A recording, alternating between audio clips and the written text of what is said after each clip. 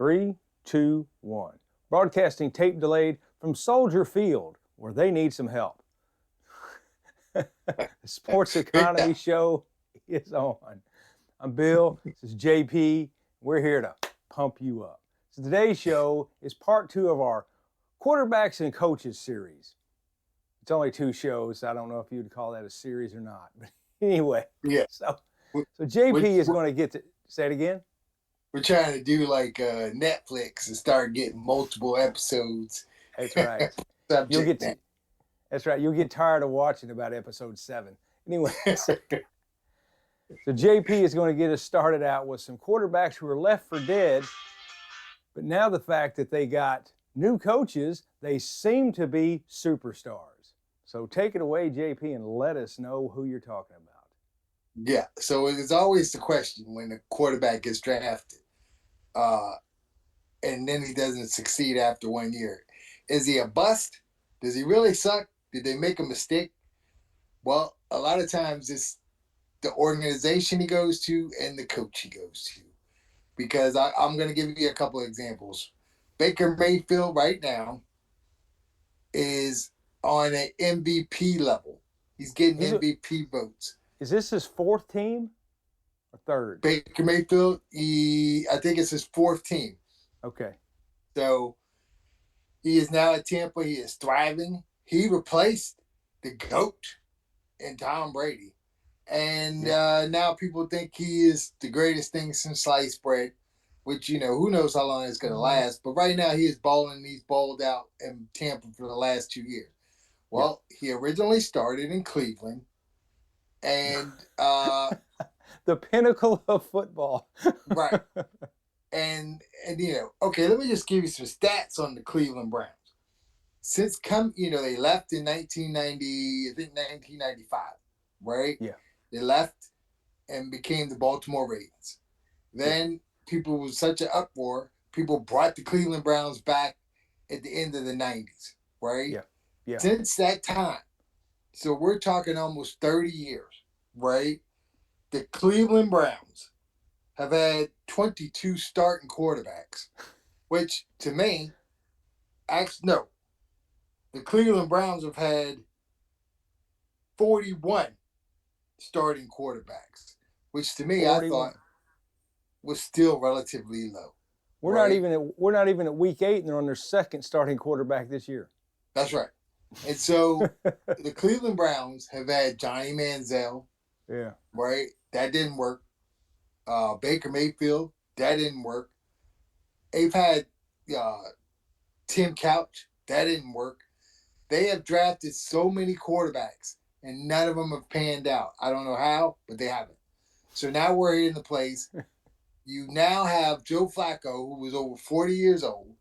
Yeah. You draft the kid from Oregon, and you're like, okay, he's going to be our next starting quarterback. Well, what happens? They get to the 5th round, and there's Shedeur Sanders, and they take him too. So you really don't have a good starting quarterback. So that's the Cleveland Browns. The next person I want to talk about is Sam Darnold. Sam Darnold got drafted by the other team who can't keep a good quarterback, the New York Jets. And everybody said he's a bust, right? Yes. But the one thing that was the similar situation for both of them.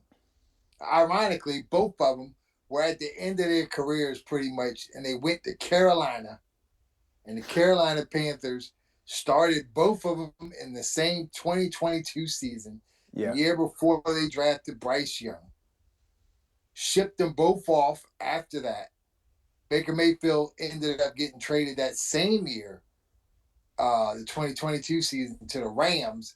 And by the way, he was backing up a great quarterback in Matt Stafford, a great offensive team, and a great offensive-minded coach. And guess what? He started playing well, and the next thing he goes to Tampa, and the next thing you know, everybody's like, hey, Baker Mayfield's not bad. Sam Darnold eventually ended up in Minnesota, got a chance to play last season, balled out, because they had J.J. McCarthy. He was a backup. He balled out all year long, and now is in Seattle with another great offensive-minded coach, and he's putting up fantastic numbers.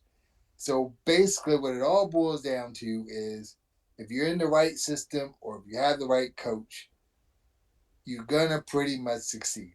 If you don't, it just ain't going to work.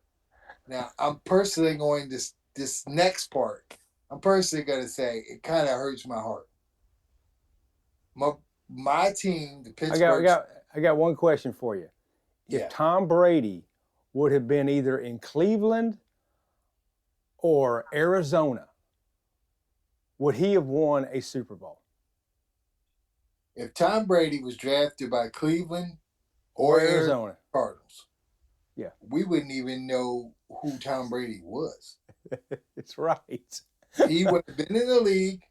He would have been a backup for 3-4 years. Yeah. And then they would have drafted the next latest and greatest. Yeah. And then we would have never even saw Tom Brady play in the National Football League. Yeah. So. All right, back to the thing that hurts your heart. Hurts my heart. I'm a diehard Pittsburgh Steelers fan. Mike Tomlin, there's not many coaches that take over and have a Hall of Fame quarterback. Yeah. In their first year with the organization, right? Yeah. Mike Tomlin did. They ended up going to the Super Bowl 2 years later, and then they went back to the Super Bowl a few years later. And, Mike Tomlin has done pretty well for himself. He's won a lot of games. But the one thing that he has not done is got a quarterback, drafted a quarterback, or even got a young quarterback on the team, and it worked. Mike Tomlin is not that guy. He is now running with Aaron Rodgers, who's over 40 years old, and he is just as happy as he can be because he doesn't have to deal with teaching a young kid how to play football. Yeah. Let me tell you, you know how people say, well, it isn't rocket science, right? And I think it was 2020, maybe 2019. The Pittsburgh Steelers drafted Josh Dobbs, right? Josh Dobbs is known as one of the smartest people in the NFL. Yeah. And you know what his major was at Tennessee? At the University of Tennessee, aeronautics? Aeronautic engineering, rocket science. Yeah, that's right. He is one of the brightest players. He has literally gone to multiple teams, like on trades, and started the same week that he was traded, and he picked up the playbook just like that. Figured out their offense. Mike Tomlin, he never had a chance to start. He never had a chance to play. Mike Tomlin didn't even give him a chance. That's how it goes with Mike Tomlin. Unless you're a proven player, he drafted Kenny Pickett. He did give him a year. I will give him that. But what happens? Kenny Pickett started complaining because Mike Tomlin and Kenny Pickett's second year that he would have been starting, full year, he goes out and gets old, broke down Russell Wilson. And Kenny Pickett's like, "You're starting this dude?" And he was like, "Yeah." Wasn't Kenny Pickett like 4-2 as a starter? Kenny Pickett, yes. Our offense wasn't great. A lot of people blame the offense coordinator, right? But Kenny Pickett was still learning the system. He was still learning how to be a quarterback. Mike Tomlin did not give him a chance, and he wanted to do better. So he ended up trading for Russell Wilson and Justin Fields after Kenny Pickett decided, hey, I should be the franchise quarterback. And Mike Tomlin was like, well, you're not. So if you don't want to be here, I'm going to trade you. He traded in Philly. Jalen Hurts gets hurt. Every start, Kenny Pickett wins. So I'm like, is it you, Mike? I don't know.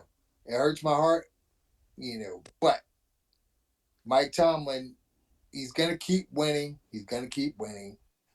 But you and I have had this discussion before. Where does it end? Is he just going to keep getting the oldest? Is he going to go out and get Joe Flacco after this year? Next year, Joe Flacco's coming. Here's what's going to happen. You're going to run out of old quarterbacks that are good. You're Right. eventually, you mean, what are you looking forward to? When Baker Mayfield can't play in Tampa anymore, maybe he'll go to Pittsburgh? Right. Anyone that's available is older. Yeah. Mike Tomlin looks at, right? Because he doesn't want to spend the time to teach a quarterback how to play in the NFL. Because it's hard to play in the NFL as a quarterback. It's hard. It is. And anybody that thinks it's easy is a fool. Right. So, So, as much as it hurts me to say, I got to include the Pittsburgh Steelers because Mike Tomlin but it is by Mike Tomlin's choice. Yeah. That he cannot develop a quarterback. If Mike Tomlin had to start with a young quarterback, he would not have the winning record that he has. No. Is that sum it up? Yeah, and I do think that has something to do with it. I think he thought that Kenny Pickett was going to be an instant starter. And when he realized that he was not, and he had a long learning curve, I think he just knew that he had to make a move, and that's why he went out and got Russell Wilson. Yeah. To my best recollection, Peyton Manning took him a couple of years to have a winning season. You know who led in the league in interceptions Peyton Manning's first year? Peyton Manning? Peyton Manning. He still holds the record. Oh, really? Most amount of interceptions in a season. Only because no other starting quarterback would be allowed to play the full season. Yeah. After throwing that many interceptions. That's the only reason why he still owns the record. All right. Peyton Manning. All right. So anyway, I've got some information here about coaches not knowing how to deal with quarterbacks. But the first thing I want to talk about is a coach who does know how to develop a quarterback. Andy Reid. Oh, yeah. There was a quarterback named Alex Smith.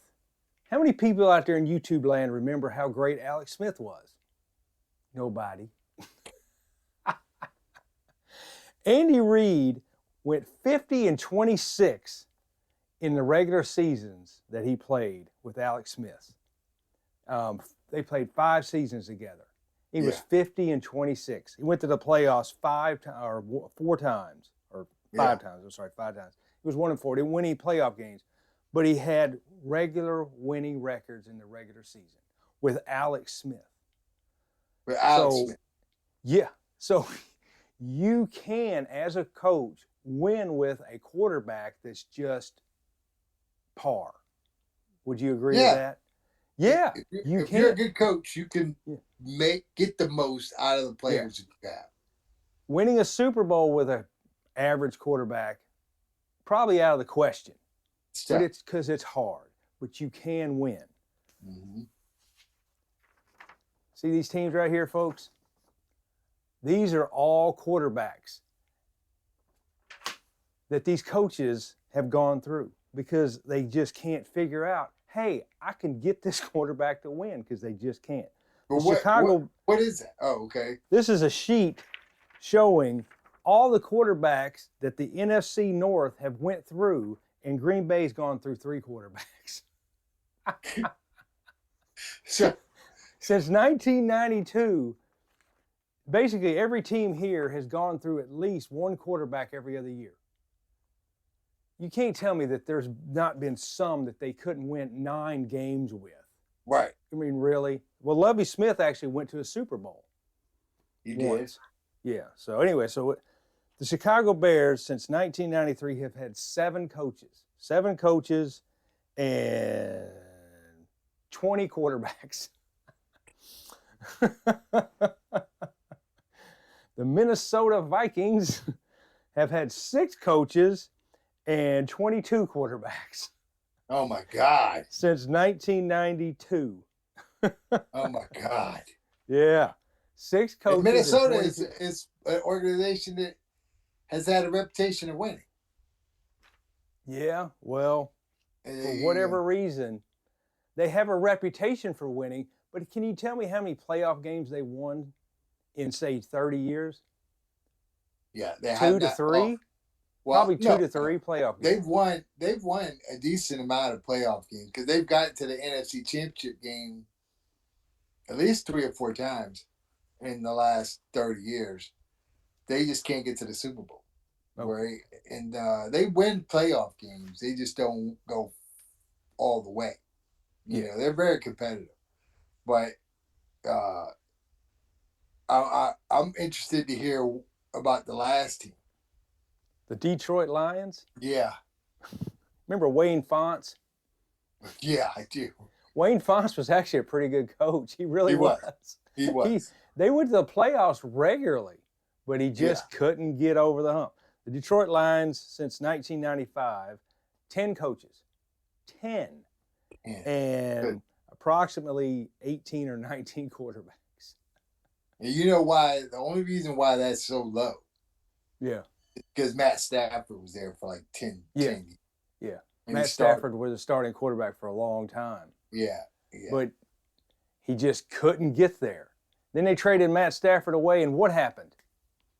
He won a Super Bowl. Super Bowl. Won a Super Bowl.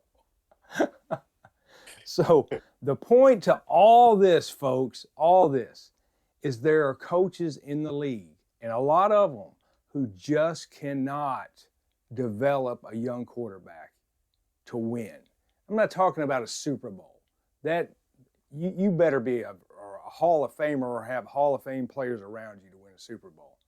Yeah. But you can have a team that consistently has a winning record in the regular season. I do believe that. Right. With a quarterback that's decent, like Alex Smith. Right. And okay, and then you brought up Alex Smith. Yeah. Now, Alex Smith, in all fairness, Alex Smith was almost a bust. Yeah. And he was at San Francisco. Yeah. And then Jim Harbaugh got to San Francisco. And then all of a sudden they were a really good team, with him. But then they drafted Colin Kaepernick, and Jim Harbaugh was like, okay, we'll let the young guy play. You can go to Kansas City, Alex Smith. Yeah. But he was good with Kansas City, probably because he ended up having a good coach in San Francisco. And then he had a better coach in Kansas City. Yeah. But then just to show how good Andy Reid is, he sat a quarterback that many think may eventually be the greatest quarterback to ever play. He sat him a whole year. Yeah. And then said, okay, I'm going to unleash him on the league now. Uh-huh. And then nobody's been able to stop him since. Well, he's gone to multiple Super Bowls. And, he's the greatest thing since sliced bread. A coach, and for the life of me, I can't understand why fans don't understand this. A rookie needs to not play quarterback for a year to just learn how hard it is. Because you throw him in there in the second game, it's like, oh, look at this. Right. This is terrible. This is the way it's actually supposed to be. Yeah. How long did Jordan Love sit before he started for Green Bay? 4 years. 4 years. Yeah. 4 years.